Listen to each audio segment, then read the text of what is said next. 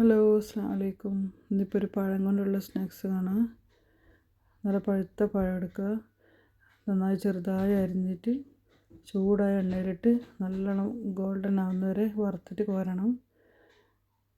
ആ വറുത്ത് കോരിയ പഴത്തിലേക്കും നല്ല ചൂടോടെ തന്നെ കുറച്ച് നെയ്യ് ഇങ്ങനെ മേലെ തൂക്കി കൊടുക്കണം കേട്ടോ. പിന്നെ ആ പഴം എത്രയാണോ എടുത്തിന് അതിൻ്റെ ക്വാണ്ടിറ്റിക്ക് അനുസരിച്ച് ഞാൻ 3 പഴത്തിന് 3 മുട്ട എടുത്തിന് കേട്ടോ. എന്നിട്ട് മുട്ട പഞ്ചസാര ഇട്ട് നന്നായി ഒന്ന് അടിച്ചെടുത്തിട്ട് ഫ്രൈ പാനിൽ വീണ്ടും കുറച്ചധികം തന്നെ പശു നെയ്യ് ഇട്ടിട്ട് പിന്നെ ഇതൊന്ന് ഇട്ട് ചിക്കിയെടുക്കണം. ആ ചിക്കിയെടുക്കുന്ന സമയത്ത് ഒരു നുള്ളു ഷുഗർ കൂടി ഇട്ട് കൊടുക്കണം. ഏലക്കാപ്പൊടി ഇഷ്ടപ്പെടുന്നവർക്ക് അതും ഇടാം കേട്ടോ. അണ്ടി മുന്തിരി വേണമെങ്കിൽ അത് ഇടാം. പക്ഷേ ഞാനതൊന്നും ഇടാണ്ട് തന്നെ ഇങ്ങനെ ആക്കിയാൽ മക്കളെല്ലാം കുഞ്ഞുമക്കൾക്കെല്ലാം ഇങ്ങനെ പഴം നെയ്യാക്കി കൊടുക്കാൻ നല്ലതല്ലേ. നല്ലോണം അവർ കഴിക്കുകയും ചെയ്യും, അവർക്ക് ഇഷ്ടപ്പെടും.